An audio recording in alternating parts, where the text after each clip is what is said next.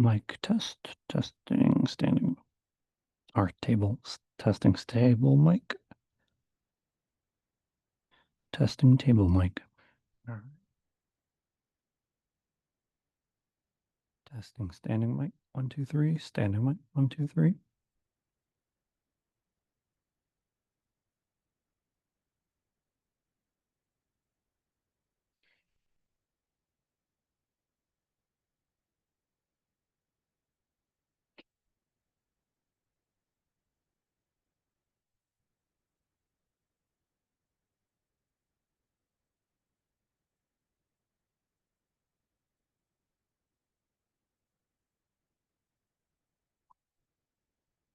Mic 1, testing mic 1, mic 1, 1, 2, 3, mic 1.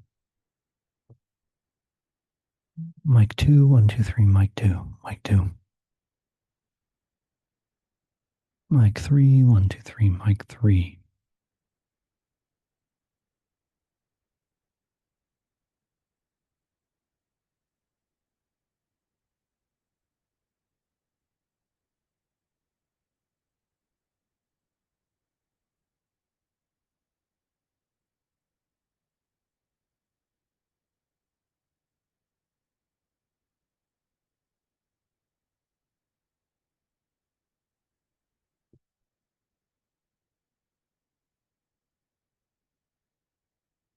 Mic 4, 1, 2, 3, mic 4. Mic 5, 1, 2, 3, mic 5. Mic 6, 1, 2, 3, mic 6.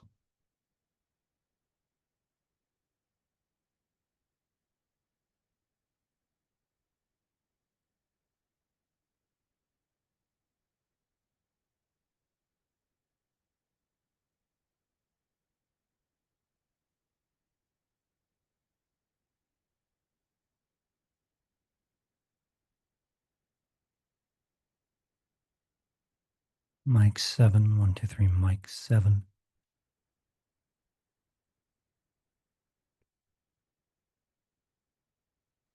Mic 8, 1, 2, 3, mic 8.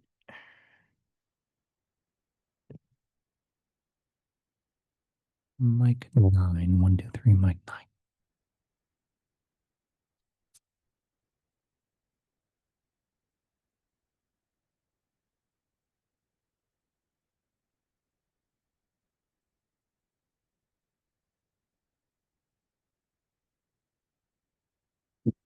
Testing 1, 2, 3. Testing 1, 2, 3.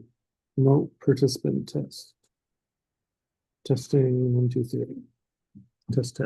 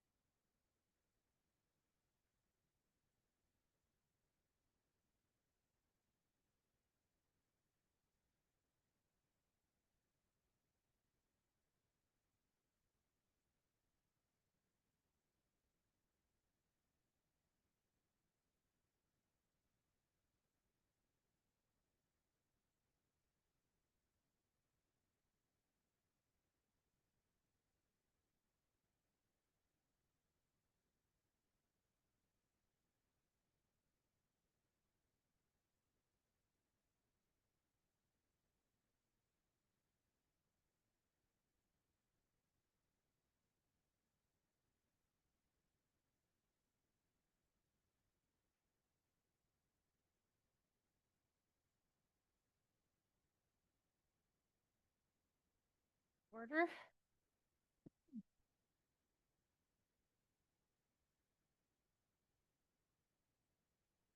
Would anyone like to approve the agenda?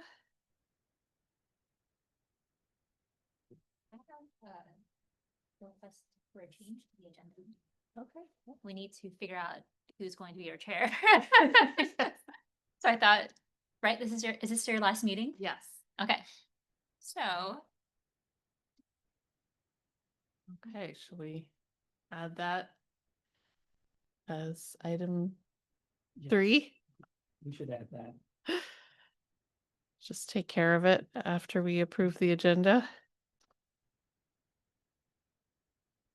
And if anyone wants to approve the agenda with that change, move to, Move to approve the agenda. Change to discuss and vote on the new chair. I'll second. all those in favor? Aye. Okay, so who would like to be chair, or would somebody like to make a motion to nominate someone to be chair? Have there been any? Or could wait until next meeting if we want to see who else gets appointed to fill Okay. those vacancies. That's also, we can certainly have a discussion that says this is going to be a thing at the next one. Is there anybody in the wings? Anybody? I haven't heard, I emailed Aaron and Leah today to go and say, you're also up. So Aaron has put in his application to re-up. Right. I'm gonna guess Leah probably will as well. But I haven't heard back from her. She's on vacation, Right. stuck in an airport somewhere. But so nobody's so we- gotten wind. Okay. Nope, but I did let Evelyn know and she's gonna start advertising for it. So hopefully, and Okay. if anyone knows anyone, point them in the right direction. What does that process look like? I did it only a year ago, but from the outside. So from the inside, what do we need to do there? If somebody wants to sign up, they can contact Evelyn Prim and she can send them the link to the application. Or if they get in touch with me, I can send them the link as well. And then once the applications are in, we put it on the council agenda. And we usually ask folks, especially if they're new, to maybe zoom in or go to the meeting when they're appointed, just so counselors can put a name to a face. But that's the general process. I didn't find out that I was in until after.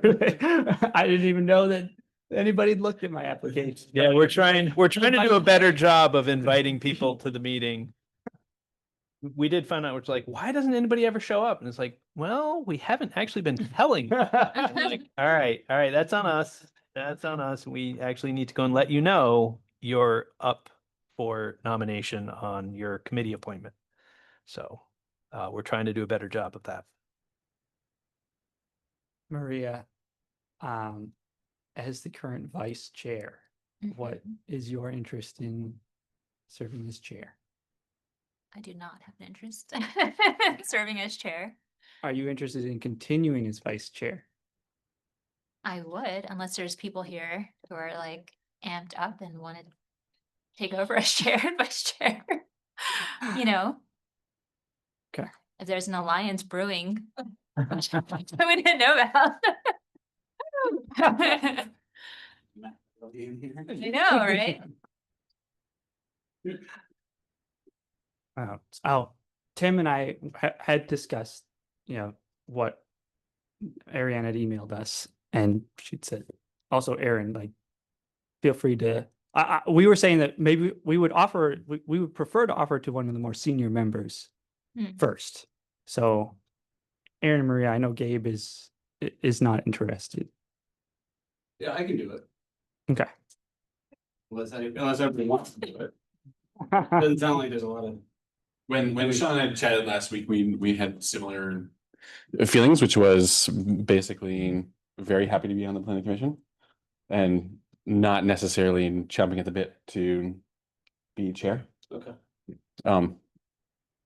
Yeah. Sweet, but the only reason I emailed them, not you, Aaron, because last time you weren't interested, so I didn't have a chance. Well, it's just because I wanted you. I suppose I am slightly more senior I'm than. really Yeah. honest about that. I thought it was really important. So. Great. Is that something that we can vote on? Yeah, let's do it now. Right? Yeah. Then but you can make comments. Yeah. Before he changes his mind. No, I I think- did ask Leah after the last meeting if she was not interested. Okay. Yeah.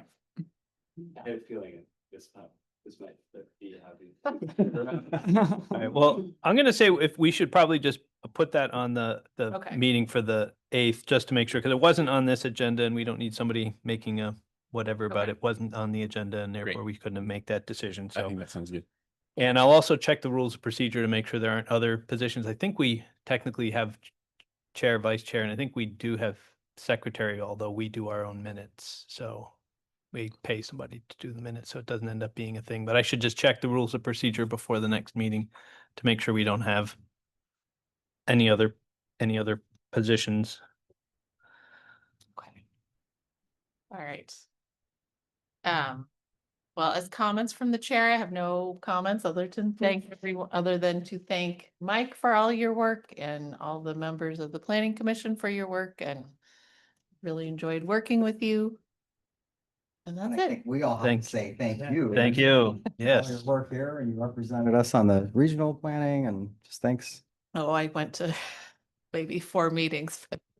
Appreciate it. Yes, thank you, Kate. All right. So general business, comments from the public about something not on the agenda. Okay. All right. Update on planning projects in the city. All right, so as you know, as I mentioned, we did get the Northern New England chapter APA plan of the year. So not only are we tops for Vermont, we're now Vermont, Maine, and New Hampshire. So Woo. yay for us. Maybe we go to national. Yeah. This means we go to nationals. We'll be in the final 64 square. You just have to look for us. So yeah, we'll figure out what happens from there, but it's great. This is the first time one of my projects that I've worked on has gotten that far, so kind of nice. There is still an appeal pending on the regional approval, which is being handled by the Regional Planning Commission. So far, the city has not intervened yet.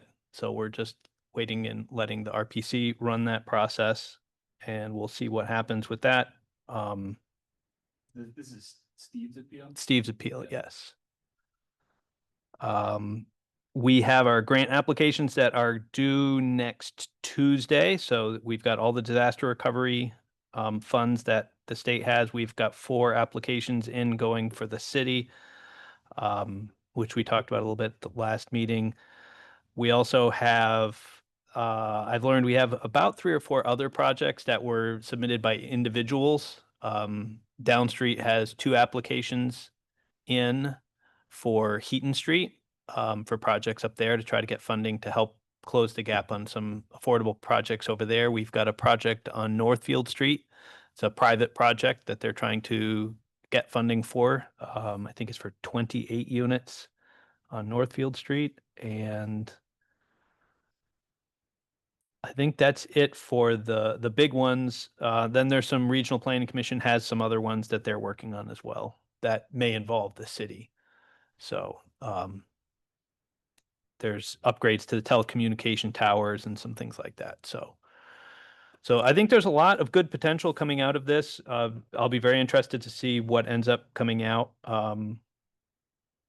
Could be a lot of great projects for the city that we need from the mitigation.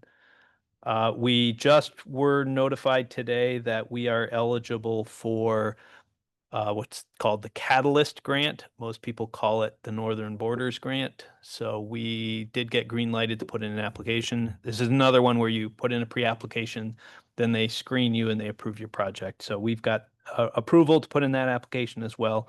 So we've just been going grant to grant to grant. So hopefully we can stop doing grants. But it's good to get the grants out, good to hopefully get some money in, but writing grants is not a lot of fun. And so, and doing so many of them all at once. The Northern Borders one, is that for Club Road? That's Country Club Road, yes. Yep. To do strictly infrastructure on that one. Right. And then, yeah, I think that's probably it, unless somebody has some other questions on other stuff we're working on in the city.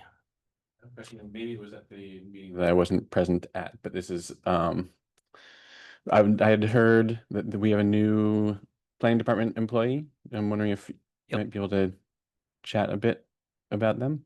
Yeah, so our community and economic development specialist, as you know, Josh Jerome left probably in May. And so we had that seat vacant for about 3 months, and we hired a gentleman, Matt Jalasik, and he is from Boston area, Harvard grad, background in architecture and also public health. So, but he's got a lot of experience, worked in USAID, was a college professor.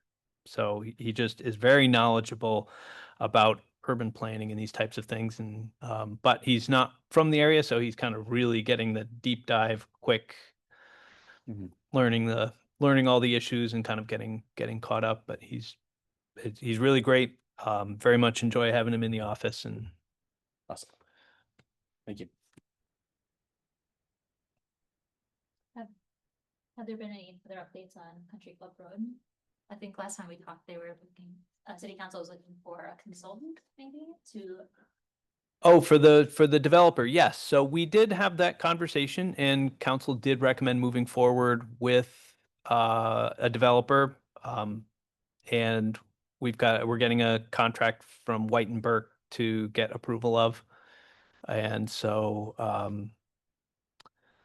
the purpose of that is to try to expedite and refine a process so we can get a developer on board. The reason we couldn't apply for the disaster recovery funding for Country Club Road was because, excuse me, we did not have a developer on board who would build the housing that was necessary. So we always knew we were going to get there. We just kind of had to quickly shift gears to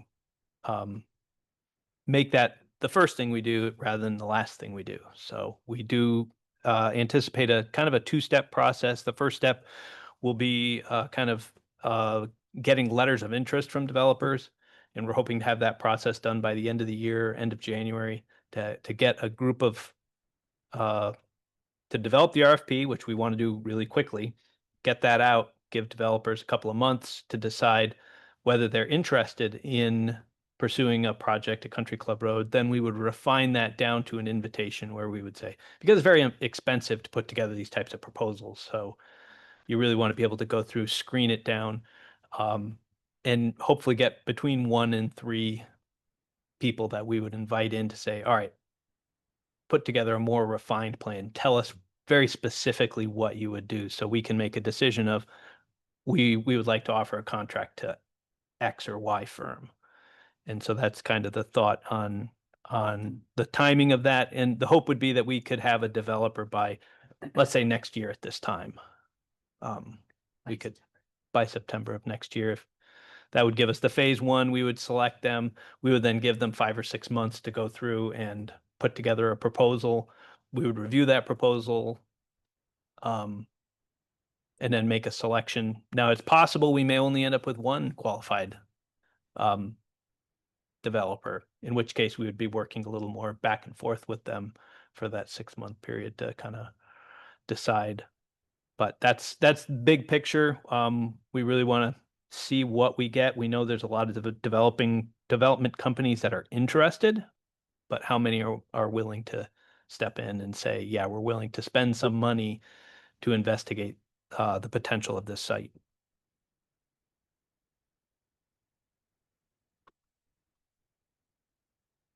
And then we had also at the last meeting was a discussion, and it's continued to this Wednesday to finalize the designs for Country Club Road. Potentially lowering the grade a little bit, which is, it's about 13.5% grade, and we're going to bring it down to 12. And that will help that. It'll also clean up the intersection, align it better with the railroad tracks, and then put a sidewalk in. They just have to, what we need council to approve is, do we want to spend the extra money to lower the grade of the road? Do we want to spend the extra money to elevate Route 2, which is staff and DPW's recommendation? We think that would be in the best interest of this project in the long run. If we're already digging up the road to put in sewer and water pipes, it only makes sense that we would also then rip up the road and adjust the grades to make sure that everything is done all at once.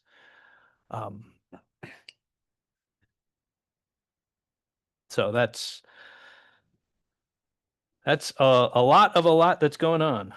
And hopefully, like we said, we'll get through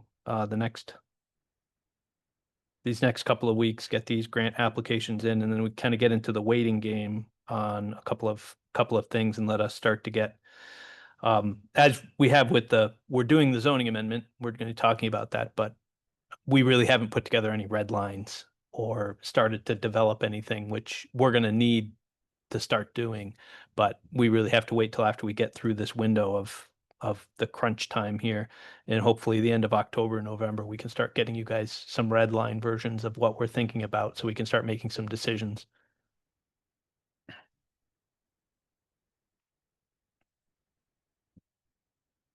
Okay, great. So should we segue on to number 6 then?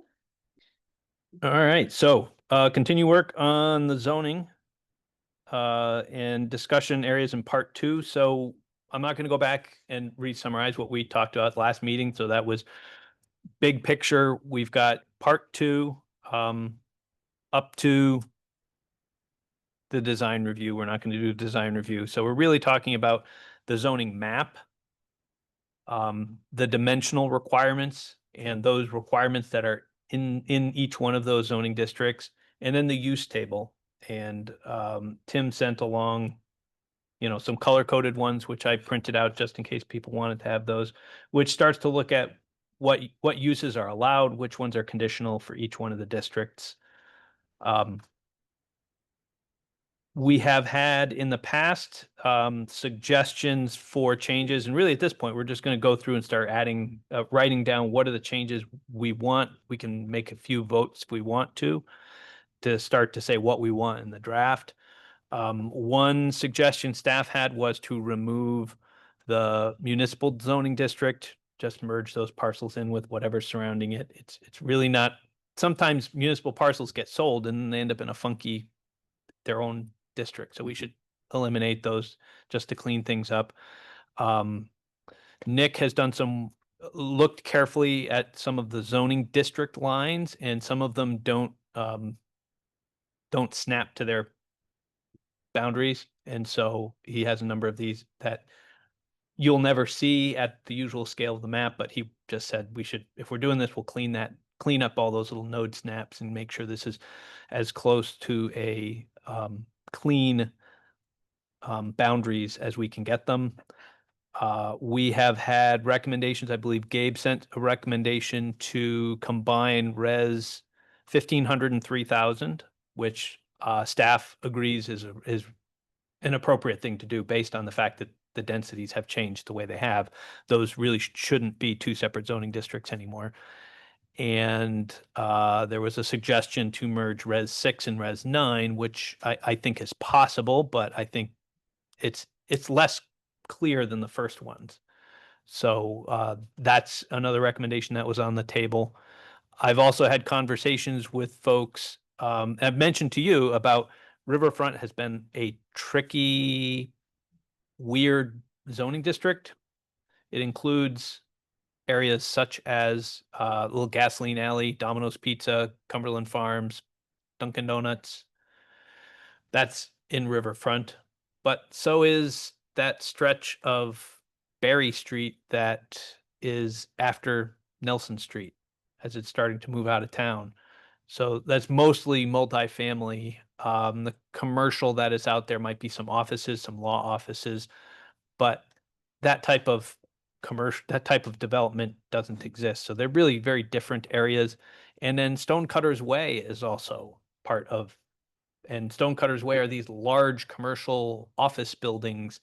The co-op, it extends down through down Granite Street, where we've got some old granite sheds and Caledonia Spirits. And so very, very, again, very different, not like Gasoline, not like Berry Street. So I think we could do well to split that into different districts and maybe consider, Berry doesn't have to be its own district. We could make that mixed use residential, and it would probably match those pretty well. I think the gas station area really needs to be its own zoning district. It's very much unique. And then I think Stonecutters Way, as it spreads out, and I had conversations with the folks at Sabin's Pasture about maybe including their property. They're looking at potentially larger residential structures, which really would be very different than Berry Street, but would be more consistent with the larger buildings that you might see. These wouldn't be larger commercial, but they would be larger residential. And I think just the arrangement of those, I think that would make sense to include as part of the Stonecutters Way district. The last one that I talked about with the Sabins folks is if you know, and I can pull these up if you want me to pull up the maps, I see them in my head, you might not, is if you look at Country Club Road, we've got that high density urban residential, and then we have a res 3000 for that upper part. They also have an area that is that high density. It's currently riverfront, but they also have some part of their 100 acres that is also developable, that extends where the road would be that would connect these two properties. And so it would make sense to also have that potentially be residential 3000 as well. We don't have a line for that yet. We would have to put something together, but I think that would be another change that we should certainly put on there. So a new zoning district in Sabins, maybe splitting riverfront into 3 different pieces, really based on bulk and massing, the big buildings, the small buildings, and then the gasoline alley. And then I think, those other 2 that I had explained, the mergers. But is there anything else? We can shift the lines on things. We can talk about merging more.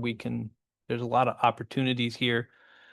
And then obviously we can start also talking about whether we need to adjust uses on the table. And I'm pretty sure we also have one set of changes for the uses on the table, which I think, let me see if I've already got it in here in red. And then I'll stop rambling and let you guys talk, because it's about you, not about me. The top of the use table, the first residential character is 1 to 4 dwelling units. Multifamily is 5 to 14.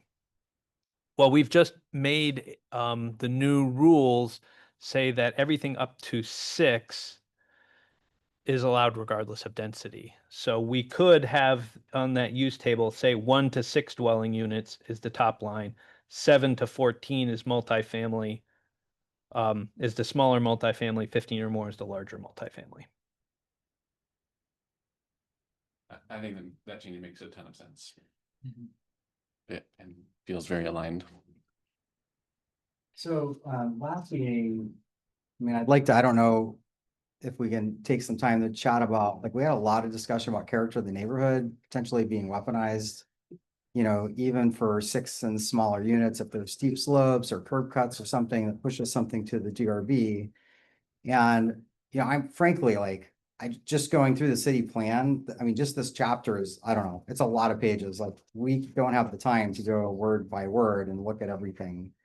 Can we create a paragraph at the very beginning of this chapter that just acknowledges that things will, despite the language that follows in terms of character of the neighborhood, we would love to see lots of infill 6 units and smaller, and it will create, you know, a different feel to the neighborhood, but we want that. Like, I don't know exactly what that language looks like, but does that, you know, I know we've got some attorneys in the room, right? Does that sort of fit to say, look, yes, you can no longer weaponize this because we're telling you, we understand the character is X, but we've already said at the very beginning of this chapter, and then we don't have to worry about all the rest of the language. I'm curious if we can just step back just a minute and ask Mike if what are the requirements around characteristic of a neighborhood? Are there any? So legally, in the past, if you were to go back and actually, if you're probably to go to most, you know, grab Woodbury's or somebody's rural zoning regulations, they probably just will say, if you're a conditional use, you have to, one of the requirements is character of the area. That you can evaluate something on, but they don't have anything that provides any guidance for that. There was a decision called JAM Golf, came out of South Burlington, I think, and that one really is what was the push probably 15, 20 years ago now, to go through and start saying you really have to, especially in places like Montpelier and Chittenden County, to start saying, what does it mean? In that case, it was about scenic resources shall not have negative impact on the scenic character of the area. Mm-hmm. And at the end, the judge was like, yeah, that's vague and Yeah. void for vagueness. And you've got issues with that. And so it kind of forced everybody to go and say, you can't just say you can't impact the scenic qualities. You have to actually go through and say, okay, you can say that, but then you have to have some guidelines that say, okay, what does it mean to protect the scenic quality? What is what is the thing we're trying to protect? Mm-hmm. And so we were kind of forced into that direction of starting to define, if we have character of the area, how does the DRB evaluate that when we have a character of the area? So we try to put in here a little description of what the character is. And you've recognized it. People have pointed out the fact that it now gets used as a club to beat people with. And Yep. ours, I haven't gone through to read them all, but other folks have read through them and kind of said a lot of them are really describing what's on the ground today and not really being a character of the area. You can define character of the area as a future state as well. You know, the character of this area is intended to be, as opposed to is. Yeah. You could then go through and describe what this area could look like, or we would want this to look like. And then when the DRB gets an application for a project that's a conditional use, maybe it's a multifamily structure with 15 or more units in mixed use residential. I'm just pulling that up. It is a conditional use. So if someone has a 20-unit building, it's going to be on Northfield Street. That's mixed use residential, I believe. So great. We got a 20-unit building. It has to meet the character of the area. That's one of the requirements. Got to meet traffic, got to meet character of the area, and it has to meet impact on facilities and services, which is always no. Because we have enough facilities and services, but it's a requirement. So we've got that one. Traffic would be evaluated. There would be a requirement for 15 or more. There's a requirement to do the traffic study. The fact that it's on Northfield Street probably means it's not going to have a negative impact because it's such a major roadway. Mm-hmm. It's not dumping a whole bunch of people onto a small road, but they would have to do a traffic study and they would have to do the character of the area. But again, if it's set up, and very rarely does it, people will bring it up, but very rarely does the DRB really use that as a reason for denying any applications. Yeah. It'd have to be something really out of the character. Yeah. It's the potential is there, and I know that it's been used in the past and will likely be used in the future. All right, another potentially silly question. If it's character of the area, could we potentially have a description for, let's say, the new Res 1.5 combined with Res 3?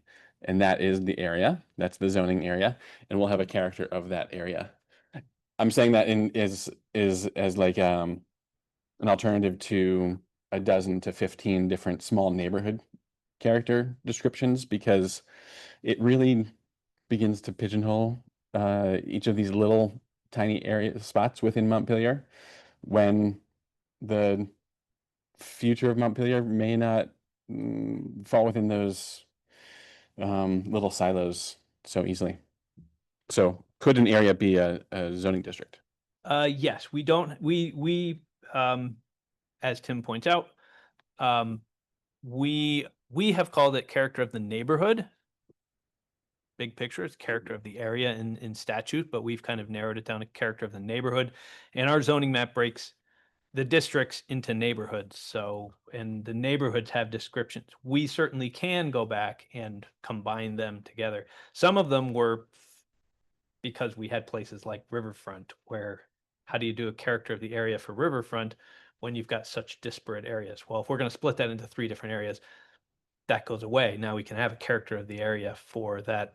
It'll probably be its own zoning district. So we won't be getting rid of a zoning district, but it makes sense that that would be its own zoning district. And then these other ones, we could merge the neighborhoods into a single description. Yeah, so I'm just throwing that out there as some ideas to think about. Could we have a map like that, GIS map up on the screen? So does everyone have it on their computers? I can pull it. It's like I have the hard to PDF, talk but- about this without it. Yeah, that's a good In point. front of you. I can share it, right? Okay, and I think Doug wanted to make a comment, and Doug, if you can come up to one of the microphones.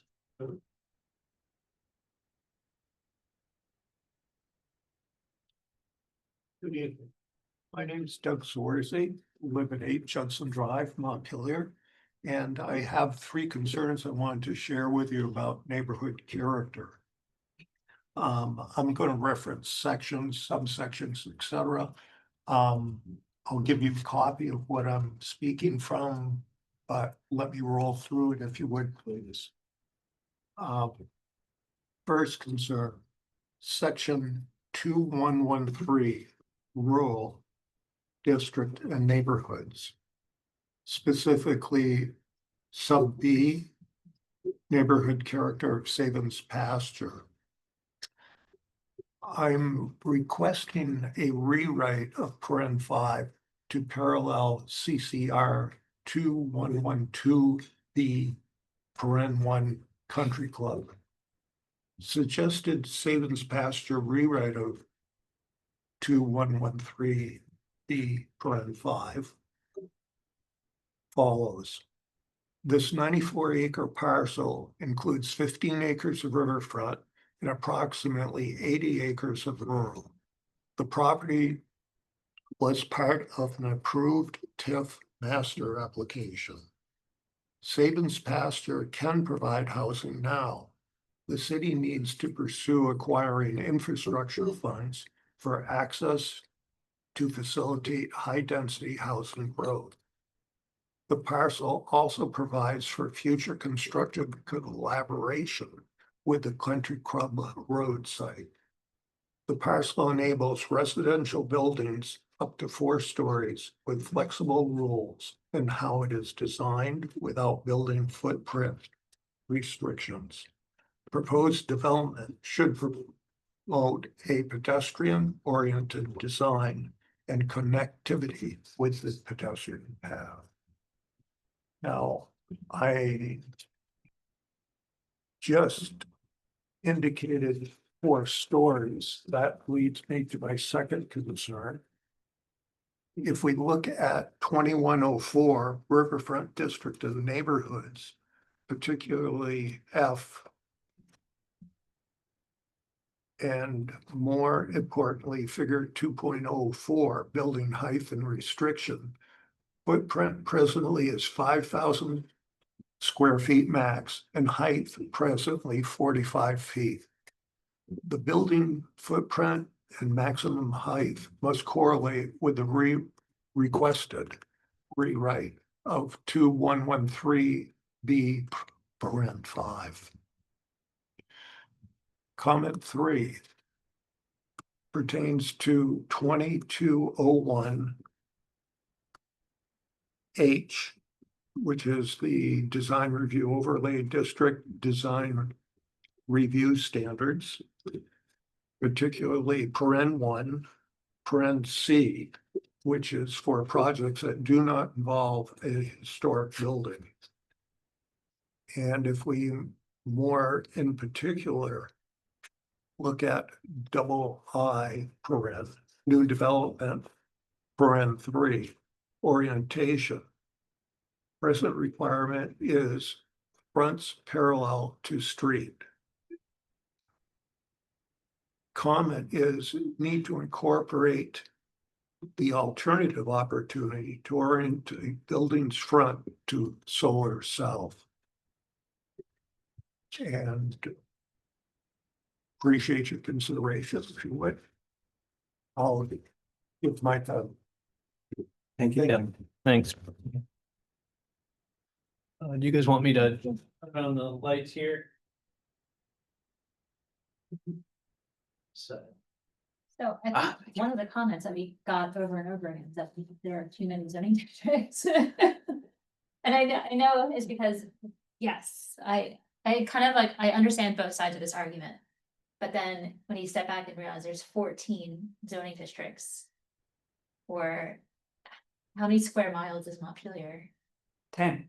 10 square miles, you know, it's just a lot, right? And so I was on my run this morning and I was like, well, don't we want, well, I don't like the urban centers, like it seems like a lot of Vermont statutes are trying to make sure that development is consolidated. So we don't want to affect these outlying regions of Montpelier because the whole kind of like, and what we say in our city plan is that we want this open land and we want to preserve it by focusing development on the core. So during my run today, I'm wondering why there are 3 urban centers designations. Like, what is the difference between 2 and 3? And maybe we should just say that from now on, urban center 1 is kind of like a block in every direction out of what it currently is. So the difference, again, this reflects what's on the ground. It's also in our historic district. So we've got, you know, balancing. We do have a certain amount of historic preservation goals. We want infill, but that doesn't necessarily mean we're looking for bulldozing a lot of our historic buildings. But the urban 1, your light purple, is an area where you're allowed to have block style construction. So what that means is you can have 0 setbacks. Aubergines connects right up to its next building, which connects up to the next building. Some of them may have an alley, but for the most part, you have these squarish block style construction. You do have some like City Hall that is separate, but for the most part, the allowed and expected is that they would be block style allowed, and that includes the Capitol complex where there isn't necessarily a lot of that block style.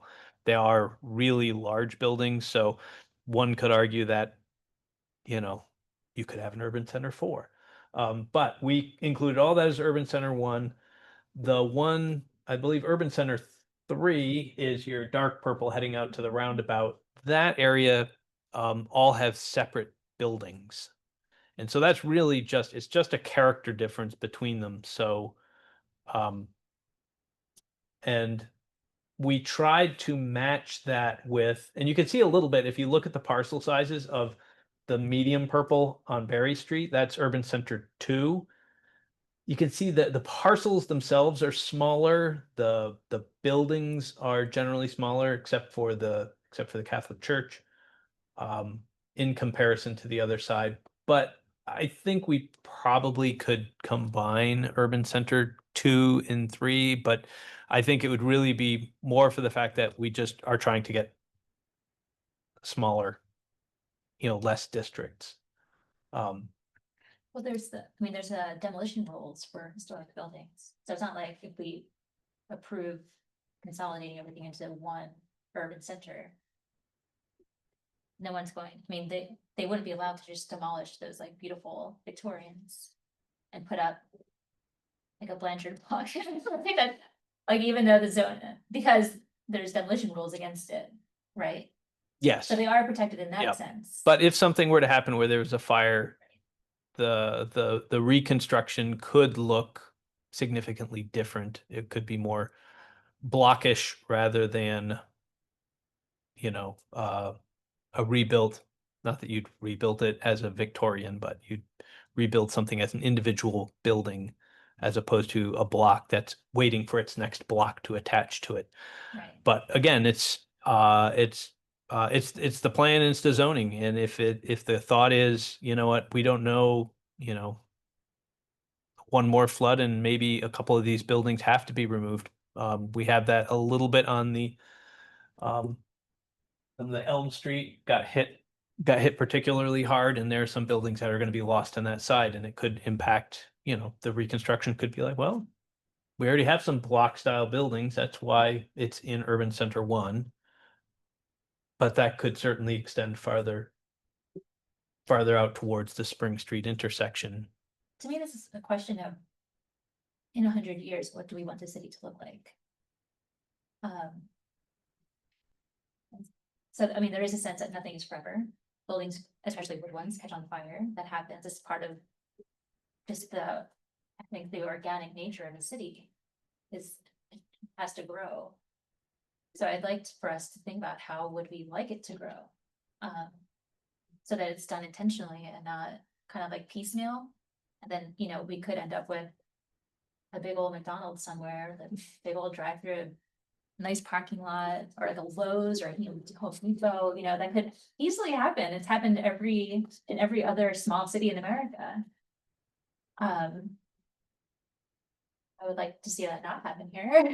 So Yeah, I had suggested that too, and I know, that, like, obviously we're not doing anything today. There's all kinds of public comment and people are gonna have anxiety, but there are protections over historic buildings.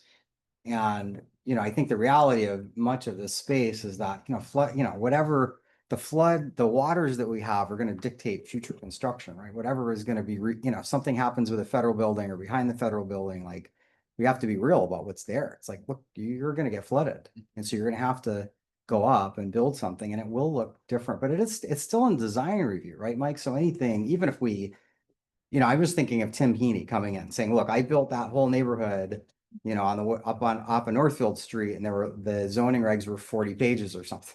And I can't, it's like, well, can we get back to something that's just easier for people to look at? And, so I'd be in favor of that, whatever we can do. So thanks.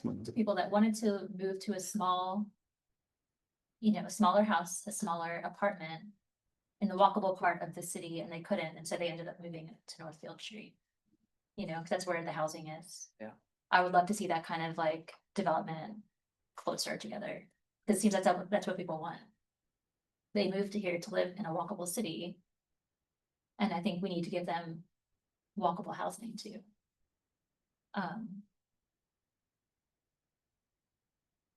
So I don't know. I mean, you're right about the fire and of course the flooding. I mean, some of these buildings, if they are torn down because of flooding, will need to be taller. Because maybe the first floor now becomes, you kind of see it all over like coastal communities. The first floor now becomes a parking garage. Parking, yeah. Or something that can tolerate being flooded. I was actually in New Jersey during the hurricane that just passed through, and the town that we were in flooded on a Thursday. And by Friday, it was all completely back open because everything is built there to kind of like have these floodwaters ebb and flow. And it was remarkable seeing videos of the night before and then to be able to go there 24 hours later and it's fine. So I think that is probably Montpelier's future, is to build like that. I don't know. What do other people think? I'm thinking that maybe the way to tackle this is to decide what we want our zoning districts to be, and then we can, because we can't really talk about it. It's like, well, let's like adjust the max height on this district and then come doesn't make sense to come back to that district then and be like, well, actually, let's combine it with this other one and make a completely different district. So yeah, I do want to see some consolidation in urban. And if we eliminated riverfront and put that into whatever our other ones are. My thinking is that we want to encourage some form of infill, correct? And so if we upzone most areas, you create new minimum sizes for things. But that everything that is still there would conform for the most part. So that if you had Res 3000 now become only Res 1500, everything in Res 3000 that is currently there should conform, with the possibility of becoming smaller lots in the future. And we could discuss whether any amount of Res 6000 should get turned into Res 3000, or do we take the residential ones and do we eliminate Res 9000 and move to 3 res districts? And then figure out how to use mixed use residential to better effect, especially in what's currently riverfront. Those are some and then Gasoline Alley perhaps getting rolled into Eastern Gateway or Western Gateway, sorry, in some manner, rather than creating a whole new, rather than creating anything new that we consolidate the districts and figure out where they are going to apply on the map. I have more of a process question at this point, which is, my understanding was when we started doing this a couple of months ago, we were gonna do a front to back sort of overview of these entire bylaws, and then we could start figuring out where we want to move things and change things. What I fear is that we don't have a good sense of like what the forest is yet, but we're starting to prune trees. Like, let's not do that. And unless my understanding is not correct. So I would just say, like, let's try to keep our powder dry and like take notes, keep this stuff in mind. I think it's difficult for me at least to figure out when we need to start doing dives. And I'm afraid that once we start diving into these things, we lose momentum in terms of the overall goal. I think right now is just to get the commissioners kind of up to speed generally on what these bylaws really are and how they interact.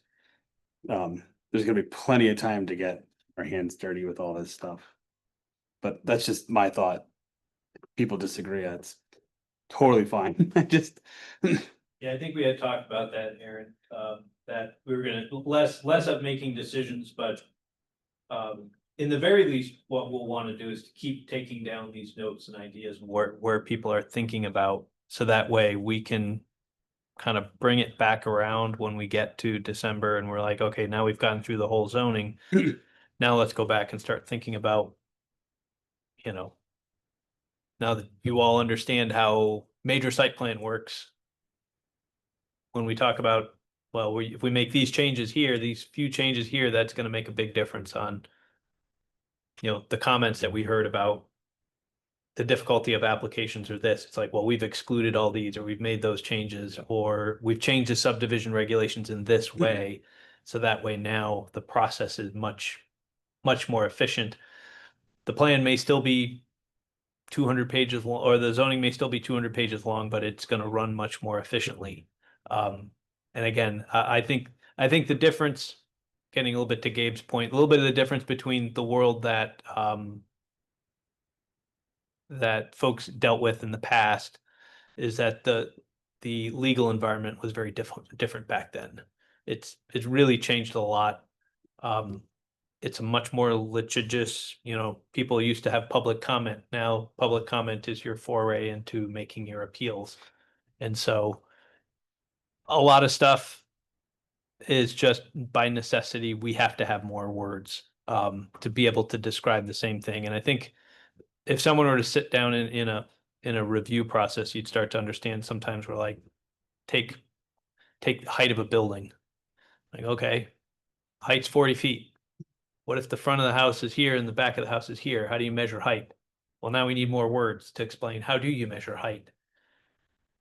In the past, you used to just say, yeah, I got a height of 40 feet and you kind of figure it out. But now we've got to have rules that say, all right, how do we measure height? How do we calculate setbacks? Does setbacks go to the foundation or does setbacks go to the drip edge? What happens if you build a house and you're at a 5-foot setback and you want to put gutters on? Can you put gutters on? Because now you're going to be 4 inches into your setback. So we have to have rules that are like, yeah, this is how we measure these things. This is how we do things. And again, if we weren't in an area where, and in a community where appeals happen, you could probably get away with rules that aren't quite nailed down. You can get away with a 100-page zoning bylaw because it's just, nobody's going to be taking you to court. We all sit down, we all have a good conversation, we make an agreement, and we move on. That's not our professional experience here. We have to make sure we can defend each one of these points when it gets litigated. And unfortunately, that means longer regulations and it means coming down, taking some time. But our hope is, as staff, our recommendation has been more, we want to make this as clean and efficient a process as possible, make it as administrative as possible, because that makes it easier for the applicant. It's going to mean longer regulations. We can make shorter regulations. Shorter regulations probably means more DRB hearings. And that's what we're trying to avoid. So I mean, I think it is a good time to think about the process though, right? And just figure out what we do want to do. And I would just say this, right? Like, took 10 years to do a city plan. And so, 400 pages of regulations. My view as a guy who's done a little bit of development in town is that this chapter 2, is really like the driving force as people are trying to figure out economies of scale, if things pencil, right? If these projects make sense. The things behind it, although I do want to learn more about design review, but the things behind it are really technical. And I personally don't want to mess with much of that. I mean, we paid a lot of money over the years. We've had things tested in court. And to me, not that we don't want to review them, but those are more appropriate when there's a problem that the staff comes, kind of like we had, hey, these are emergency things we need fixed. To me, here's a specific thing we ran into where solar shading, right? Solar shading needs to be addressed, right? Yes. So let's work on that, as opposed to, citizen, servants, going through and trying to redline. So I'm all about, like, if we want to spend another couple of weeks doing that, I do think this is the meat of where we're going to end up spending our time. So. Yeah, I just wanted to add that I think it's good to talk about process as well, and I think this approach makes a lot of sense. I'm feeling like if we were to be making decisions, like we're talking about this right now, we're getting recommendations from staff. If we were to make decisions right now, it would feel for me like a decent amount of pressure. So I really like what we're doing at the moment. It feels a lot more like brainstorming and wrapping our heads around the situation. I think making notes about our thoughts, recommendations, hearing from staff in this moment as well makes a lot of sense as well too. And then we can hop into part 3, go from there, and then decision making can happen at a later date. Yeah, so we really only have to get through part 3, just so everybody knows.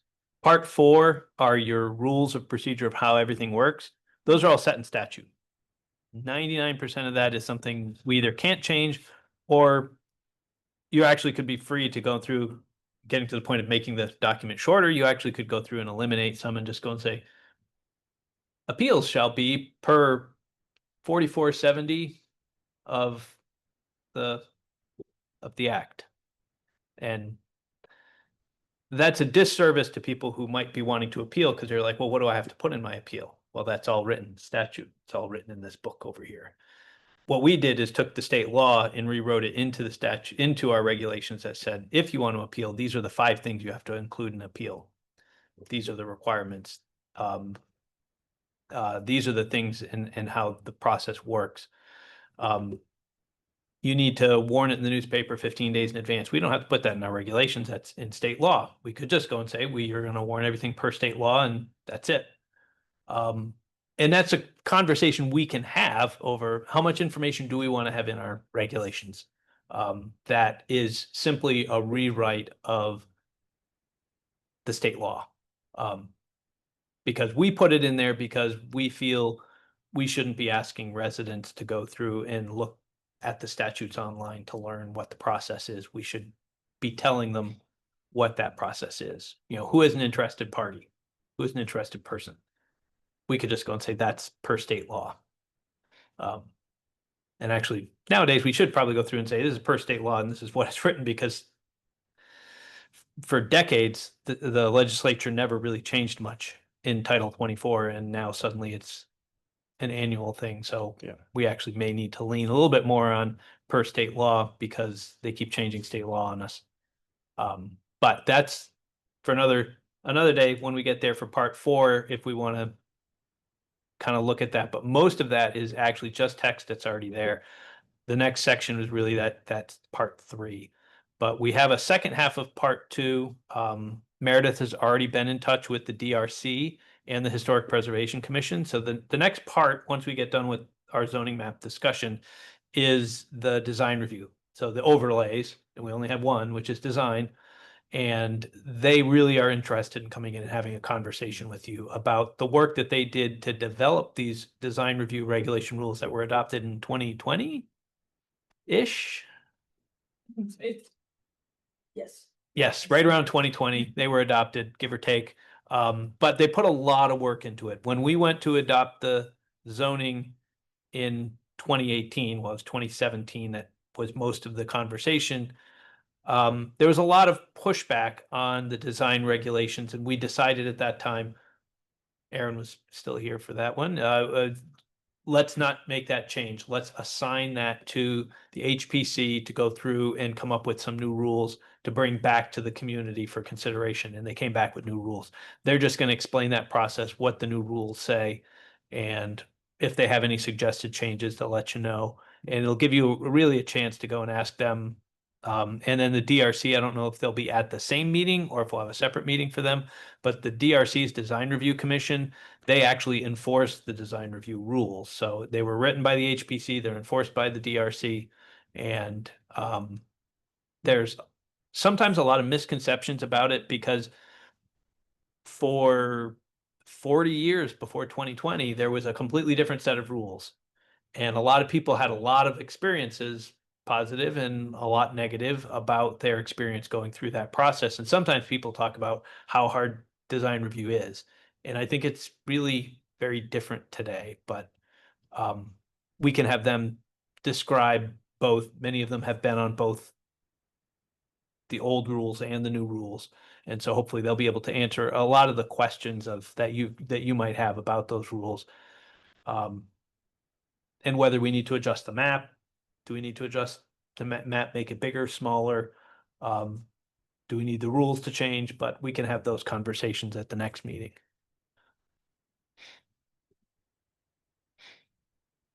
So yeah, I don't think this has to take a long time, Gabe. If we did a meeting on that in October, and a discussion, we could have part 3 done in November that might have to get split into 2 for November. So I think by December, we could be in a position where we're basically back to this spot of, okay, well, now that we've gone through the whole set of regulations, what do we think about? What are the big changes? that we want to look at. And as Gabe says, I do think the zoning map is going to be one of those places. I do think there's a lot of room for us to make improvements to this. And the question is going to come down to what are they, and you know, are we making a couple changes, or are we making big changes?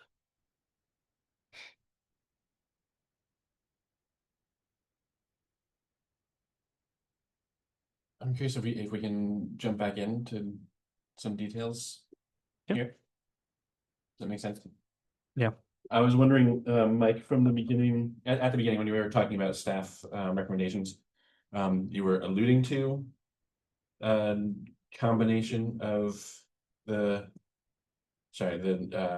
Res 6000 and Res 9000, and I sensed some hesitation. I'm curious if you can chat about the thinking staff has about that.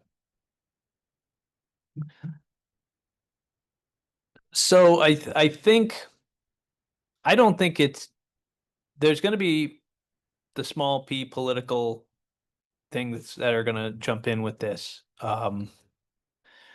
For people that didn't like being in Res 9 to now be bumped to Res 6. I think some of the differences, so they're, with any district, we really think of three things: parcel size, your buildings, setback, bulk, massing, and your uses. So I don't think there's very many use differences between Res 9 and Res 6. They're pretty much the same. The lot sizes get a little bit smaller, but generally, if you have an existing lot, let's say you're in Res 6, chances are really good. Now, 90% of everybody's conforming, so you know you probably have at least a 6,000 square foot lot. But really, you can't subdivide till you have 12,000 square feet. And so you basically have to have a double lot. And your house would have to be situated in such a place that you'd actually have room to make that subdivision to make it work. And that other half of the parcel has to be buildable. Sometimes you've got steep slopes, and it's like, oh yeah, that's great. I got a double lot, but my double lot's so steep I actually can't build on it. So there's a lot that can come in. So I'm a little less worried about the parcel size being an issue there. I think it just comes down to some of the so you think about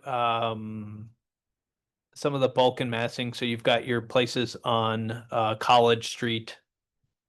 Those are your, you know, that's some of your Res 6, as opposed to, you know, Town Hill or some of these other places. So, but you know, I guess thinking about it, it's probably not that. They're pretty close. I mean, like, That if you were to pull difference. up the dimensional standards, I mean, they're different, but they're They're different, but only by, yeah, 15 feet, 10 feet instead of 15 feet on the side, or something to that effect. And maybe, so yeah, maybe that's not as big of a stretch, but it's certainly going to make people jumpy about those large lots. Those people who own a big parcel. Yeah. All of a sudden, now of course everyone likes to multiply it out. You've got 1 acre, and the neighbors are already freaking out because you have 1 acre and you're in Res 9. You can build 7 units.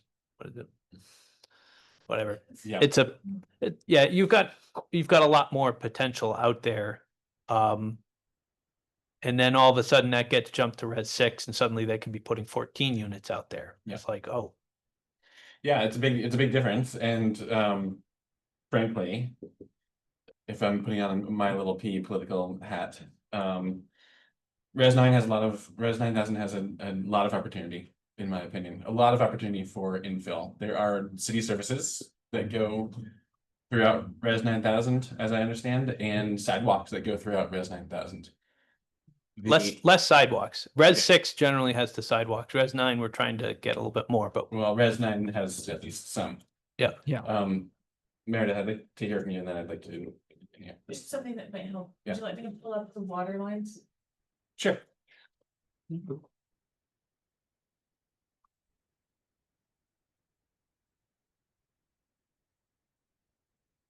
That's helpful. So the darker greenish here is Res 9, the lighter that's sort of fading almost to yellow is the res 6. Great. Yeah, that's helpful to see. So I would say in Res 9000, and not complete, but a lot of city services to go out to these areas. I will stick to my original statement that I think that there's a ton of opportunity for infill in these locations.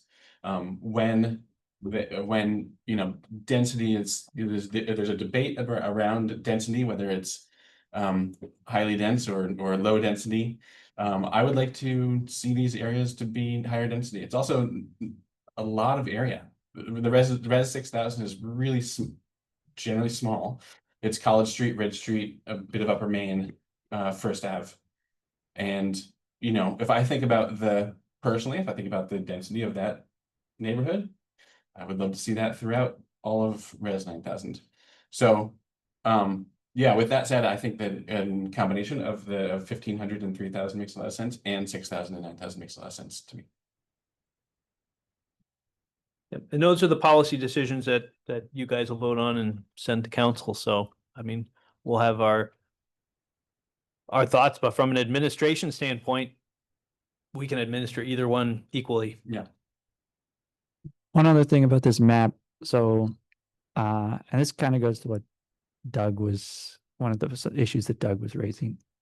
So Crestview neighborhood is all Res 9000, and that is all trees. It's off Terrace Street. So there's a reason for that. I know that you know, that was so that Alan Goldman could potentially develop it. So my point is going over now to Sabins and the top of Country Club Road, where it is now currently mostly rural. I think it makes a lot of sense to make sure that any potential Country Club Road development is able to connect through with a potential road, future road there. Yep. So, yes. So there are two approaches to doing the zoning of these large parcels. One of them is to do like we're kind of doing over here in these areas with Sabins and Country Club Road, which is to leave the parts that we want rural as rural and put the parts that we want developed into an appropriate category. So, when the Planning Commission originally made a proposal for Sabins Pasture, the Sabins Pasture parcel, it was recommended to go in as all Res 6000. Make it all the same. Because we felt the people who owned the property would then have the ability to, if they want to cluster everything at the lower area, which would make sense for them because they would have less infrastructure to build out.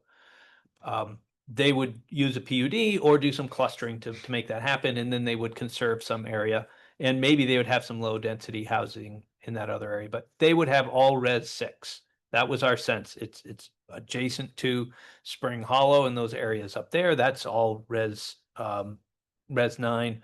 The Sabin Street's Res 6. So we were like, that just makes sense. We'll make it all Res 6.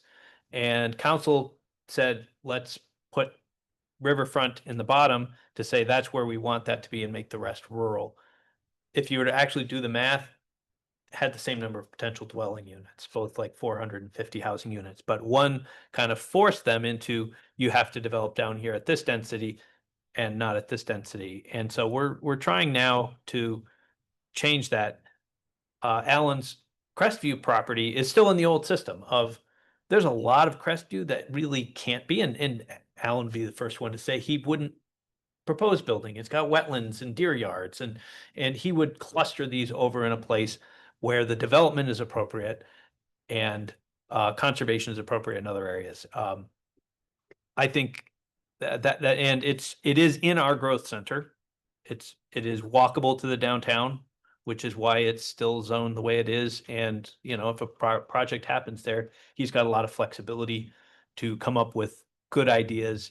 And meets certain requirements. So I think it's just different approaches to how you zone an area One is we can constrain and say, as we did with, well, we'll use Country Club Road as the example. We took the 100 acres that really aren't buildable and turned them green. And then we've got the other areas that are buildable that we zoned as urban residential and Res 3000 because that was appropriate. And that's probably a good way of doing it until such time as we build a road across. And then maybe some little parts right along that road, however it goes across, would be, we'll have a change of zoning as well. Because it doesn't make sense if we're running sewer and water, unless we're just running a road and there's no sewer and water, in which case keep it rural because people are gonna have to drill wells and put on-site septic. But if there's sewer and water connecting through there, it would be a waste of our resources to put infrastructure into a place that we would keep as a zone rural. But we'll figure that out when we get there. And they're going to have an area, if you kind of pan back over to Sabins, you can see this is what we're referring to. You see the rural area, but you see there's some fields up at the top. You know, that's something to be considered as we're looking at this. We've got those areas. Maybe it's zoned rural, but it could support some housing, and we should consider that as we work with Alan and Doug about what we want to see for a new zoning district up there. But you can see there's certainly areas that could be built, but there's certainly a lot of this that won't be built because it's just plain unbuildable, or very difficult to build. And I think they recognize that and they're comfortable with that. But we'll come up with some good things for here. And I think until there's plans for Crestview, I don't know if I would change that.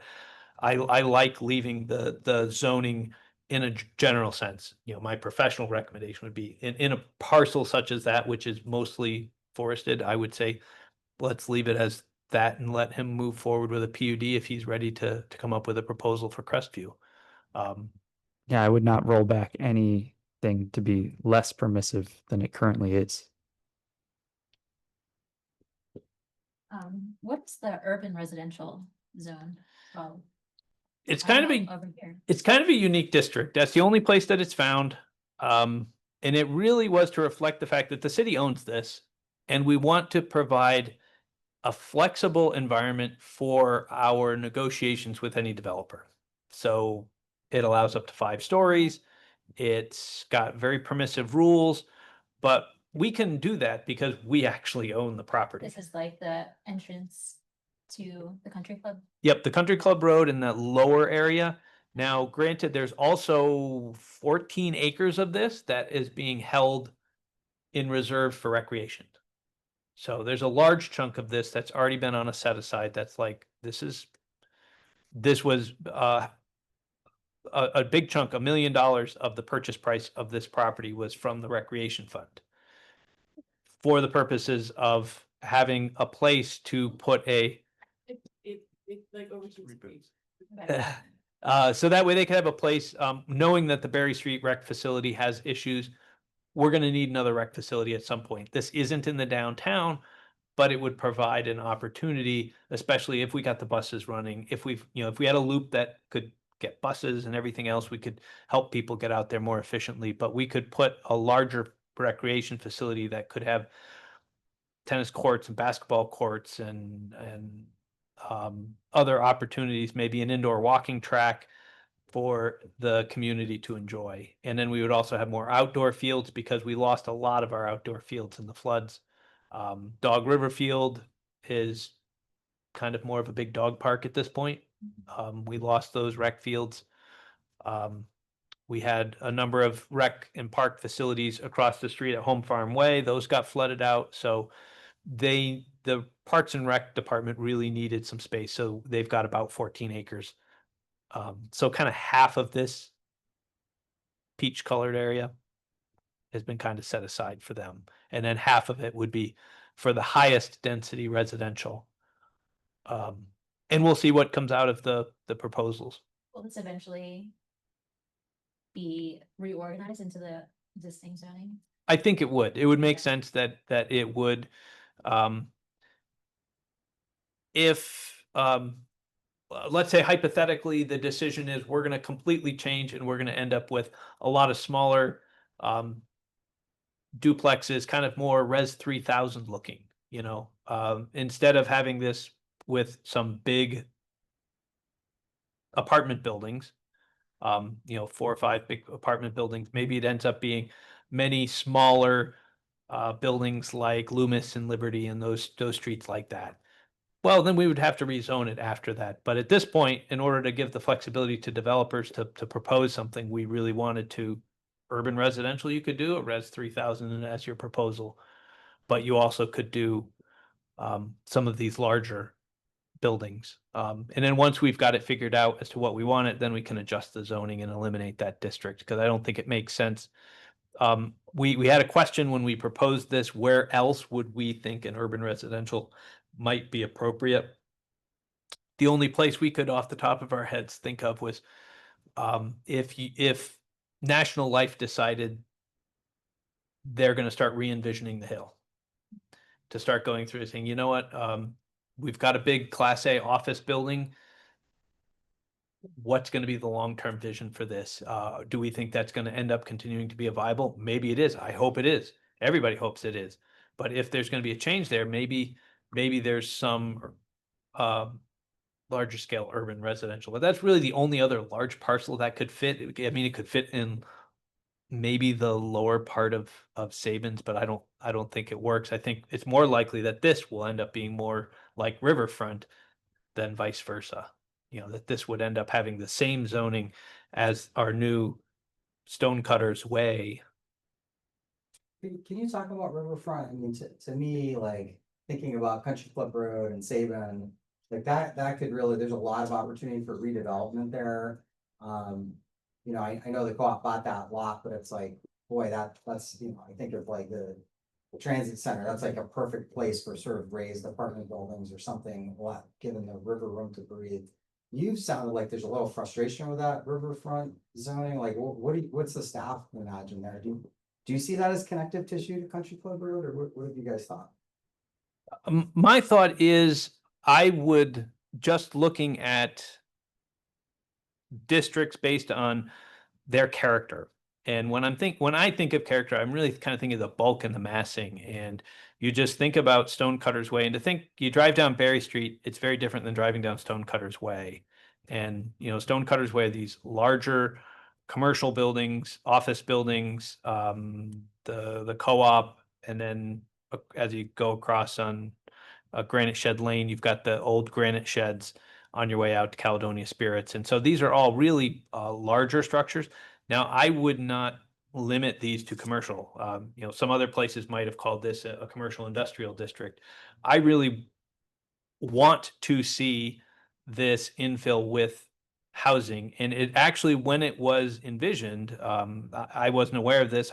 Someone was talking about this, may have been Jim Sheridan was talking about this, that the initial plan for Stonecutters Way was that it was supposed to be a mixed use residential, commercial, and at the end of the day, it was kind of sold into, commercial office, co-op.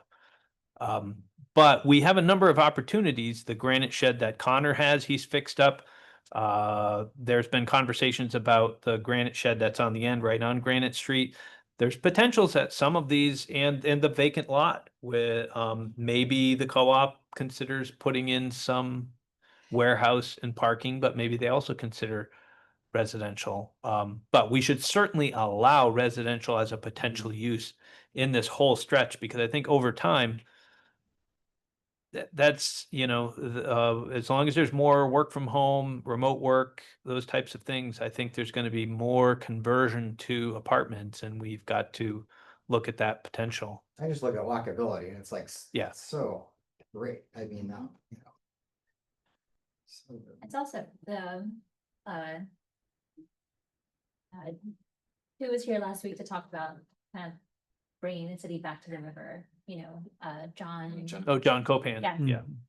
I run across this every day. So I'm very familiar with it. But I feel like, back before the automobile, we needed all the industrial and commercial to be on rivers so that we could transport goods. And then the railroads came in and they just pretty much just built themselves along the same rivers that we were using before to transport goods. now we don't really need the rivers to transport goods anymore.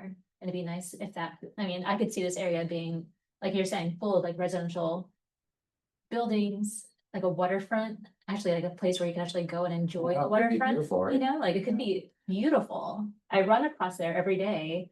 It's already I actually brag pretty to my, nice. It just it's be cool if beautiful, was but you can't mixed see it. use. Yeah. Yeah. And I brag to friends across the country about my beautiful run, you know, in Vermont here. That's But the yeah. granite shed. But it is like, if you're looking at the river, it is like. It is. Like gorgeous. So like the mountains and the trees, like it's beautiful.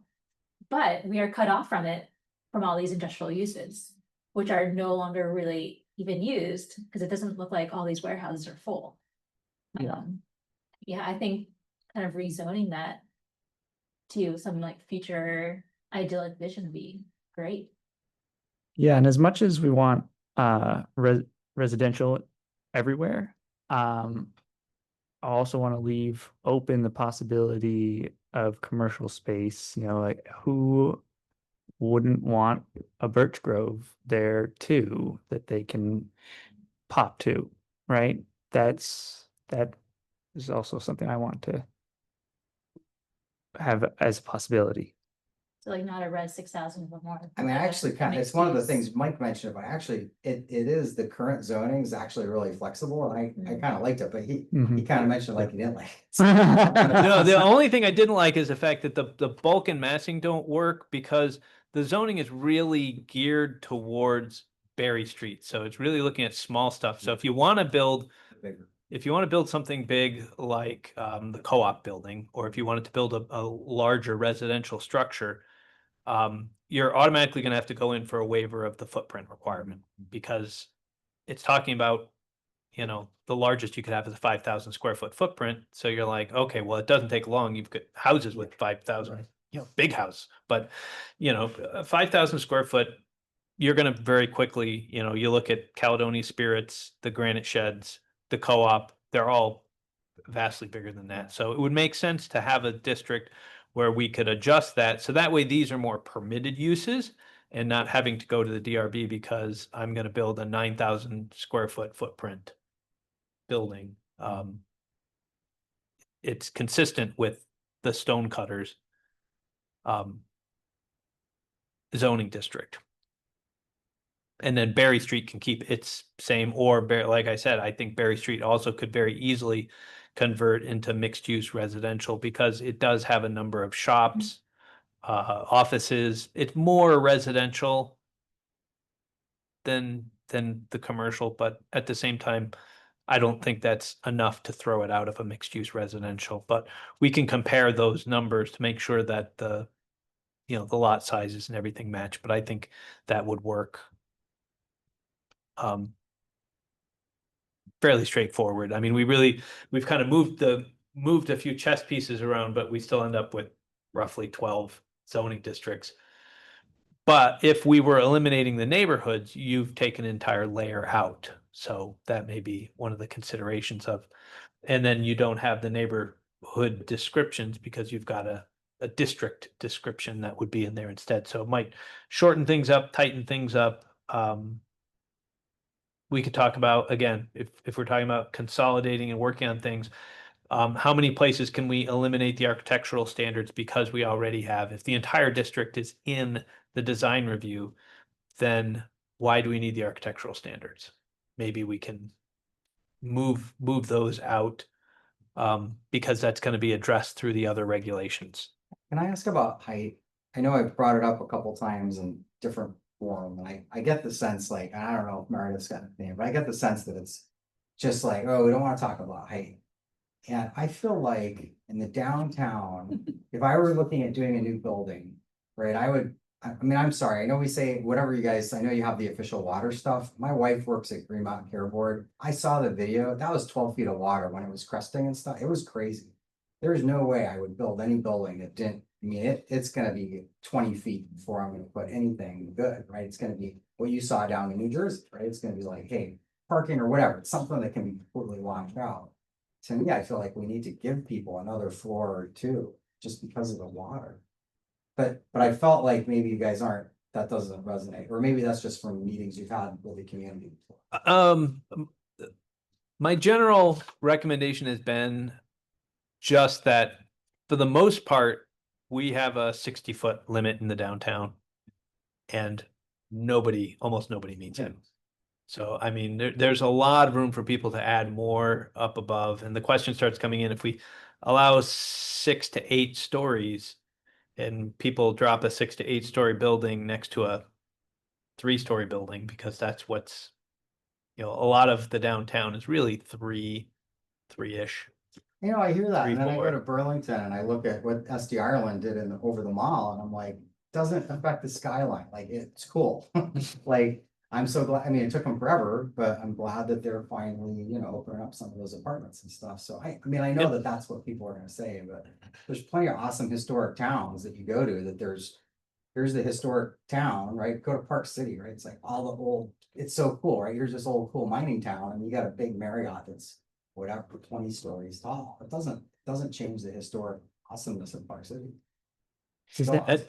It's a policy, and again, that's a policy decision, and everyone's welcome to. That was the reason why I said it was just, it didn't, as we said, It's just there for the didn't best seem to be a, use. there didn't seem to be a need for it. Yeah. We could certainly push, it would certainly, the argument of, well, with the floods, maybe we need to have the heights adjusted. That would certainly potentially make an argument. It's like, well, we're at 60, maybe we could go to 72. Yeah, that's just And something. those small things, but I think at the end, Yeah. there's not. I don't think we need to up it to 100. Does anybody remember Peter Kellman's visioning document that he sent us during the city plan input? He described on the RK Miles lot that now belongs to the co-op at least a 10-story building. And over there, at it's now empty, I think, he was describing I don't know, 5-story building, maybe 8. I don't know. It was a tall building. He accepted the fact that it was going to need a variance downtown to get a building that high. But I do think that a 10-story building somewhere on the river there, or down in the riverfront district, would be great. I think that across the street and the lot next to the drawing board, put a 5-story building there. That'd be great. You can. Those public housing towers they've got there, they're pretty thick, right? Well, the one is a 10-story. I think it's 110 feet. Was one of the tallest in the state. Like the second tallest in the state still, I think. Is it still second Yeah, tallest? Second Yeah. tallest. Which one is this? The towers in Berry. Oh, in Barry, yeah. Yeah. Yes, but yeah, they've got varying heights. I think their requirements are very similar to ours, about 5 stories or 60 feet. But yeah, certainly there are places where if you're outside of the downtown, some larger buildings can, depending on how you're fitting them in, can fit in. Like I said, it might be easier to put a big building like that on Stonecutter's Way than it is to try to fit a big building like that in. I'm sure that the pitchforks would come out, but I do think that a tall building over there would be very I reasonable. just think we have to acknowledge the water, even if we just, Yeah. maybe we go bigger, but like the 60 to 72, but Meredith had her hand raised, so Yeah. no. It was just another idea. Although I know Mike isn't a fan of waivers. But right now the max allowed waiver of the height maximum in all the zoning districts is 5 feet. So playing around with how restrictive that is Making it. might also provide another avenue in addition to the just adding another story approximately in all of the downtowns or all the zoning districts that have a lot of floodwaters. So like a 12-foot, but then it could be, somebody could propose on Stonecutter's Way. You're just gonna have to come in and ask for Right. the exception. And that gives you, especially for those parcels that are particularly low and close to the river, they might be able to say, hey, because we are in a place that does flood so much, or has the capacity to flood significantly, we really need more height waivers so that we can get the parking underneath, or, have these split levels, as well as, making sure that you have, a roof that is, peaked, not flat, because it's easier for maintenance and all of those things that go into it, as well as oriented for solar. Yeah, no, Wait, so- that is actually a really good idea. We do have that with the footprint. So there is the 5,000 square foot footprint max, but actually it's unlimited. You can go and get a waiver to any size footprint. You just, it obviously is going to get harder and harder the bigger and bigger your footprint is. But that's one of them. But we could do a similar with height that, if you want to open up the flexibility to say, because remember, what we're trying to do is set up rules that's like, if you want to meet this requirement, Meredith can give you the permit. If you want something more than that, so you can go up to, let's say we had it where you can get a 50% up to 50% increase in height, but you got to go to the DRB and talk about the character of the area, the dreaded character of the area. Will have an impact on it. But then then it comes in, it's like, well, let's see, my height requirement is 40 feet. If I want to meet 40 feet, Meredith gives me a permit.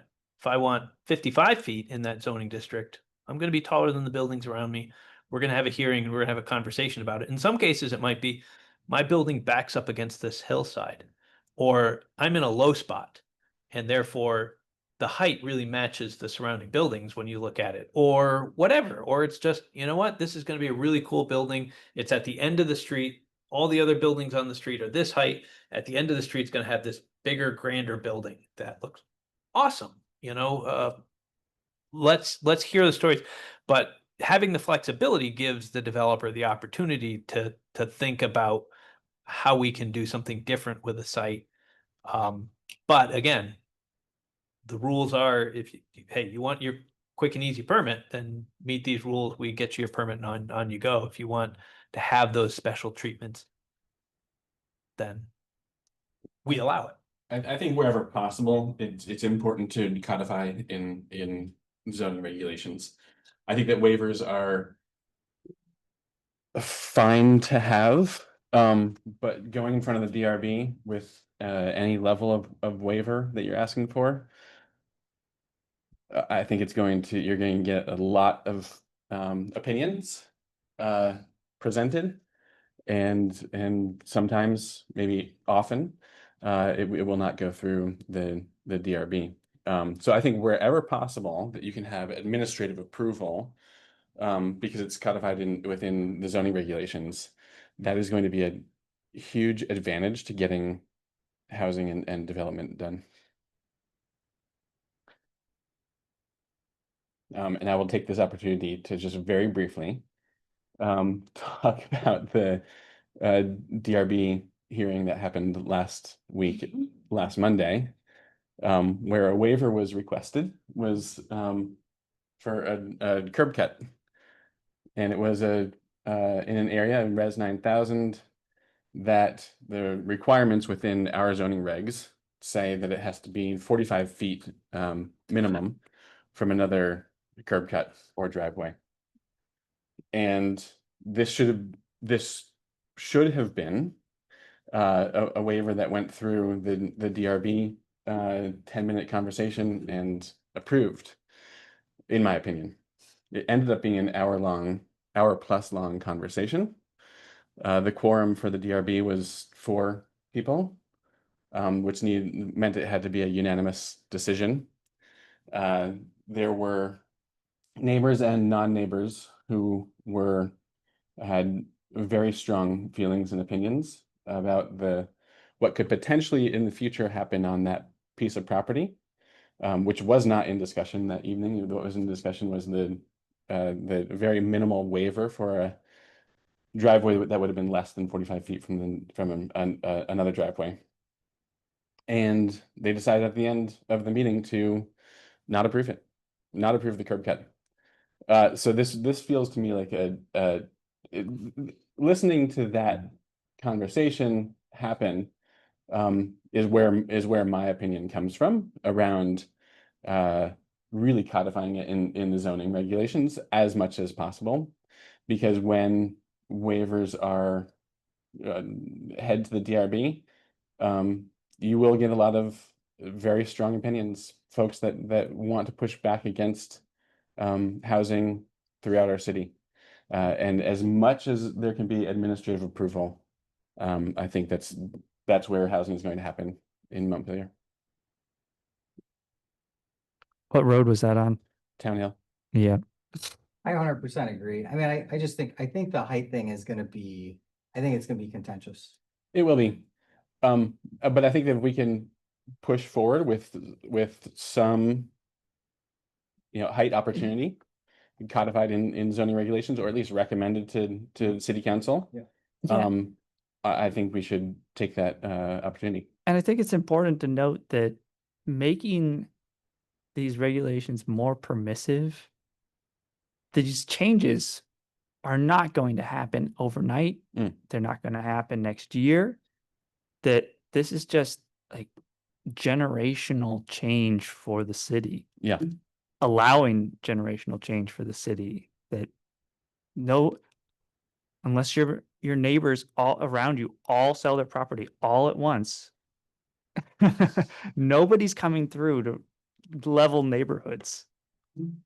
Yeah, we also have a city plan now that is approved by city council, that within that document states that in the next 20 years we will have an additional 1,500 units in Montpelier. Yeah. The only way that happens. So Maria asked earlier, how large is Montpelier? And I said 10 square miles. And I looked it up and I thought, 8,000 people. I wonder how big Burlington is. And technically it's larger, but they have 10 square miles of land. They're larger because they include a large chunk of Lake Champlain, but they also have 10 square miles of land and a population of in the 40,000 range. Yeah. So I think that 16,000 or some larger number is fine.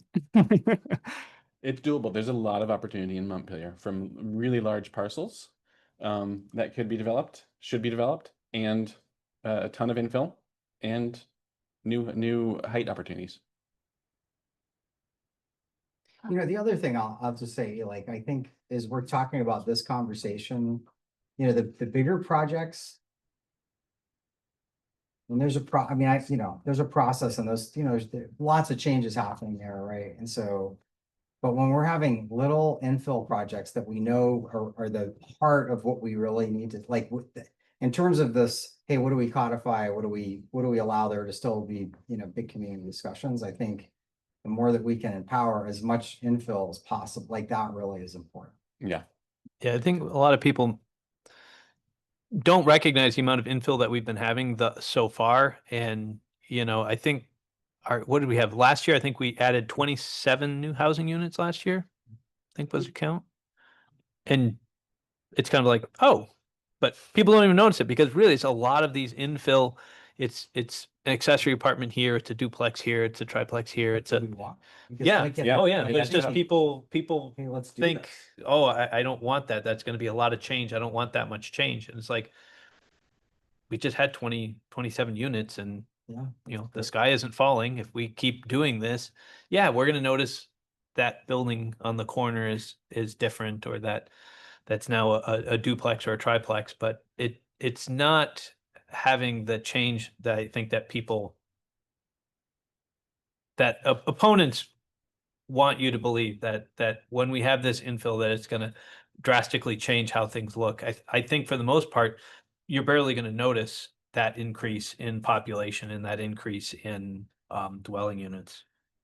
That's true. You might notice a brand new building next door to you, which looks awesome. So, Gabe's leaving. I was gonna direct my question at you. So the thought at the drawing board, I think, has now proven itself to be like uneconomical to build on. Because it's been sitting vacant and the city keeps going out for RFPs for people to purchase it and develop something on it. Would the height, is the height restriction at all impacting the potential development of this one like, small lot. in So all the- I'll just give, this is my opinion, right? I mean, and we'll know better, I think, as with this project that Mike's doing with Country Club and the RFP. My view is that we need to set some price points for both rent and sale of condos and things like that that are not currently set. And so people that are looking at trying to do development are not sure these projects are going to be worth doing, right? And so every project that we do is really important because we're setting new baselines of this is what's the realm of possible is, right? And so I look at Country Club Road, and honestly, I feel like, and I've said this to Mike before, so it's not, I think it's like a 10-year out project. I just feel like developers that are coming and looking at it are going to say, look, it doesn't pencil today. We're not sure that it pencils. We don't know. But if we can get some of these infill, like we get, James Moore and Zach to like build some, fourplexes, and they're selling, $450,000, $500,000 condos, right? Then people can say, oh, there is a market there. I think, and this is a city council decision, I think all you got to do is look to Barry on how to do it, sell it for $1 to Down Street. That's how you do it. That's my view, but that's not what city council wanted to do. I wasn't in all those meetings, but you were, Mike, and I think they felt like, well, there's some value to this. And it's like, well, if you give it away for free, then, and I kind of feel the same thing with federal building. I know there's other thoughts about that, but it's like, make the government put it out for auction and see who'll actually buy it. Don't offer these guys. I think it's my view. It's like, it's a tear down. That's my view, but that's a whole, that could get really political, but I think it's, nobody knows for sure that the economics make sense, and it's a ton of risk. I think that's the reality. Yeah, I think building market rate new in the environment we have today is expensive, and it's going to result in things that are probably going to look really nice, and maybe they end up with rents that people are just not used to seeing and thinking they're building not for Montpelier, they're building for other people to move to Montpelier, and this isn't what we want. But we have to have a mix in there and hope that we can work in a mix where, because we can't just have Down Street housing. Down Street gets a lot of funding. There's certain income requirements, and then they also get discounted property taxes. Well, those are the property taxes we need to pay for the TIF, to pay for those road bonds. So we need to have a certain amount of market in there. And what we all want is we want that middle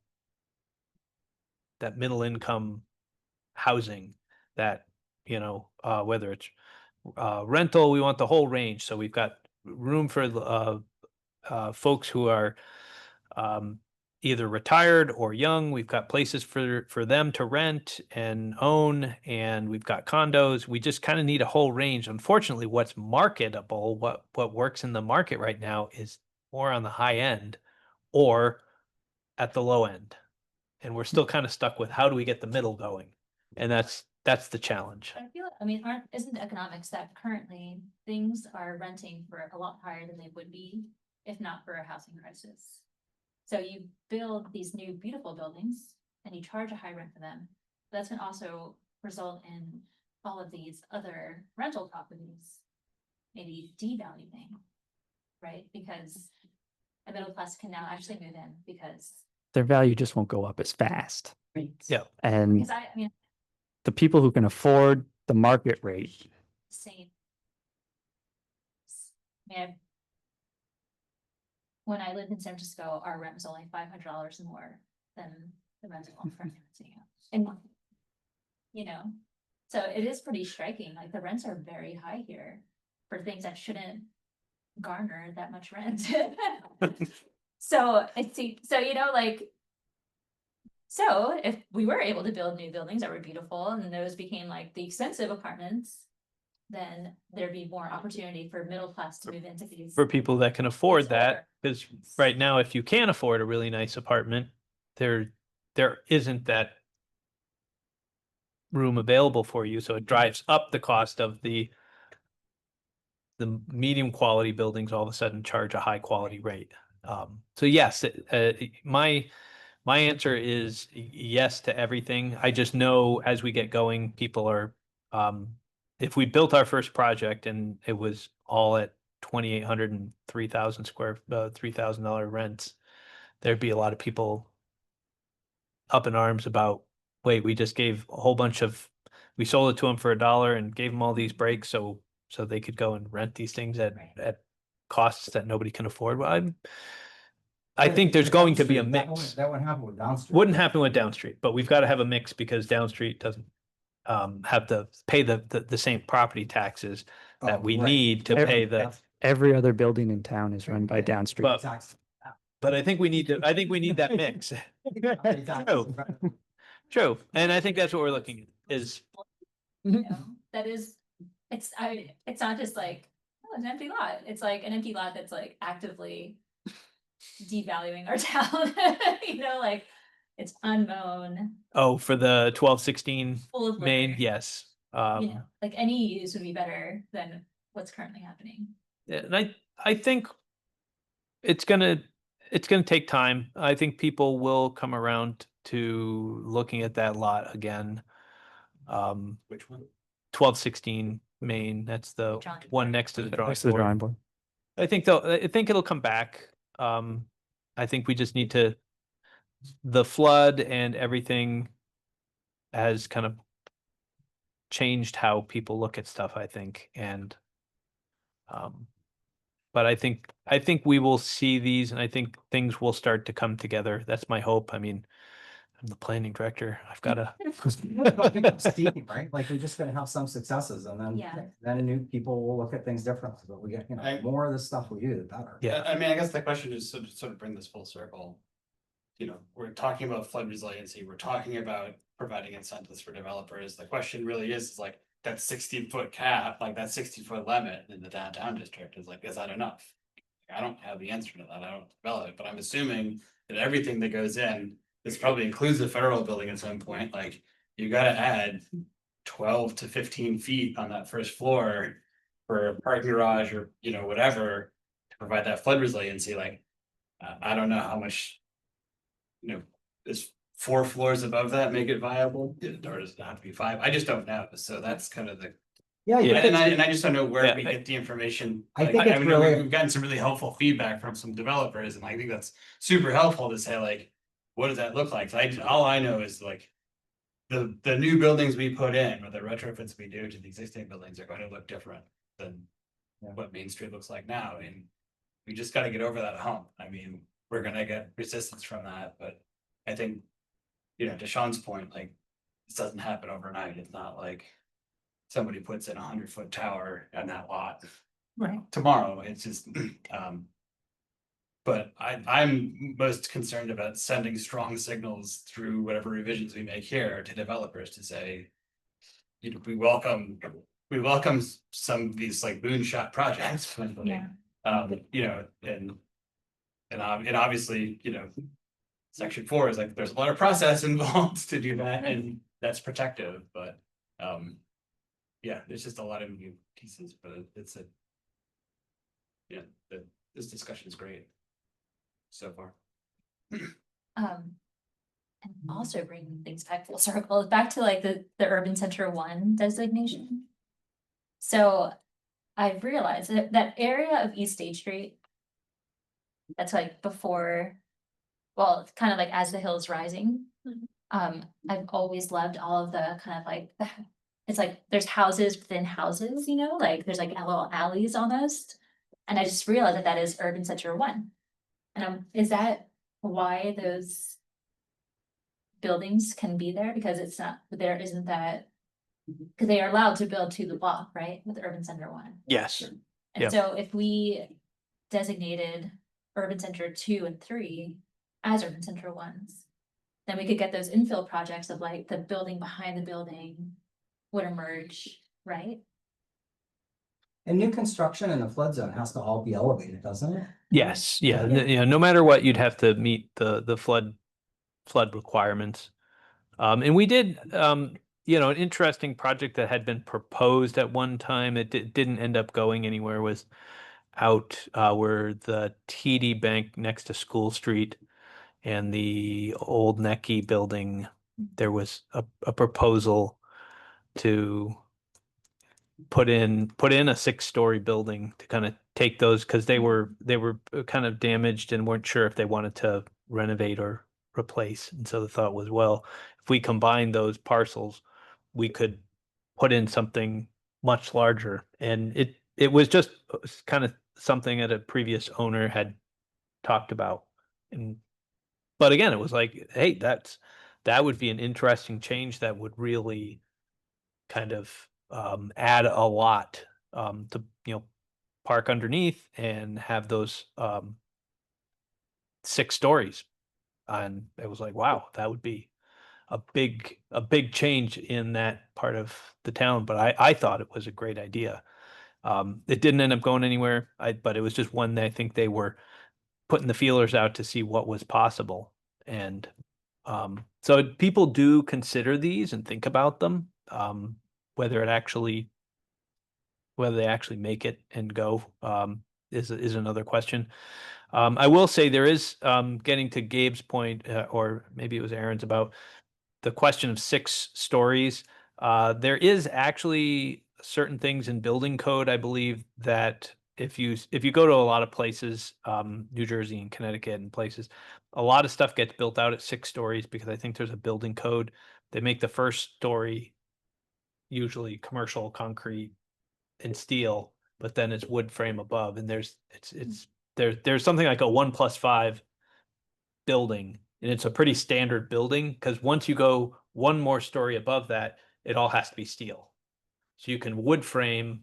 So usually they'll put the concrete and steel on the first floor and then build 5 stories of wood above that because that's what code allows for wood frame, which is more cost effective than hanging steel. But as soon as you add one more story and go to 7 stories, then you're all steel and it becomes a much different economic and construction technique. So sometimes there's a little bit in there on building code. I don't think that's why. I think when the 6 stories was picked 50 years ago, I think it really just came down to they found the biggest building and said that's the height. I think that's as fancy as it is. I think that's the height as well as keeping it below the State House. Yeah, at the time they had rules for you can't block the dome. Well, I think there might still be a little bit of that.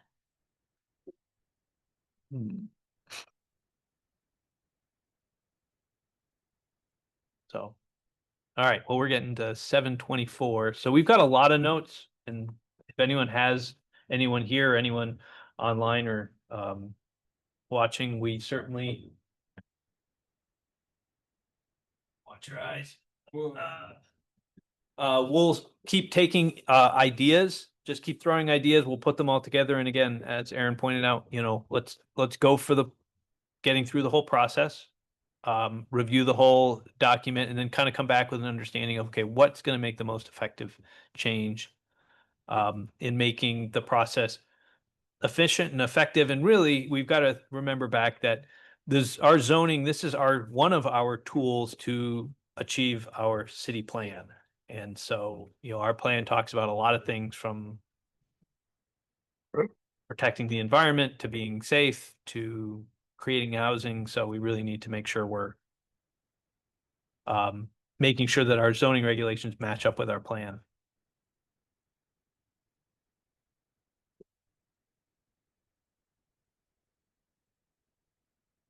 Okay, anyone want to move approval of these 2 minutes that we have?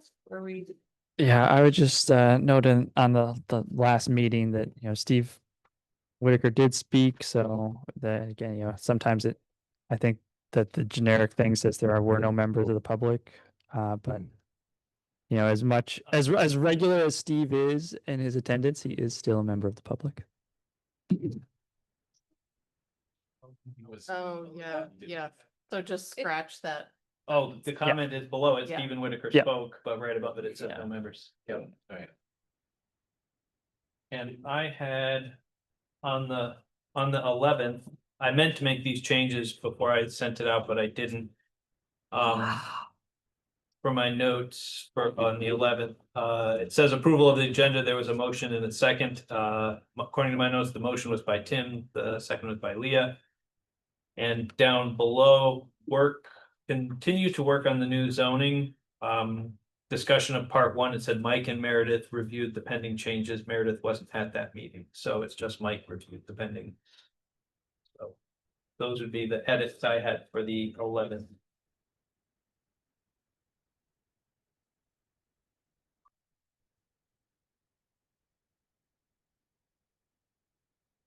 Yeah, I move for approval of the minutes for the changes. I'll second. All those in favor? I, Want to move to adjourn? I will move to adjourn. second. That's fast. Hi. Thank you again, Ariana. Arian, yeah. Enjoy your Mondays.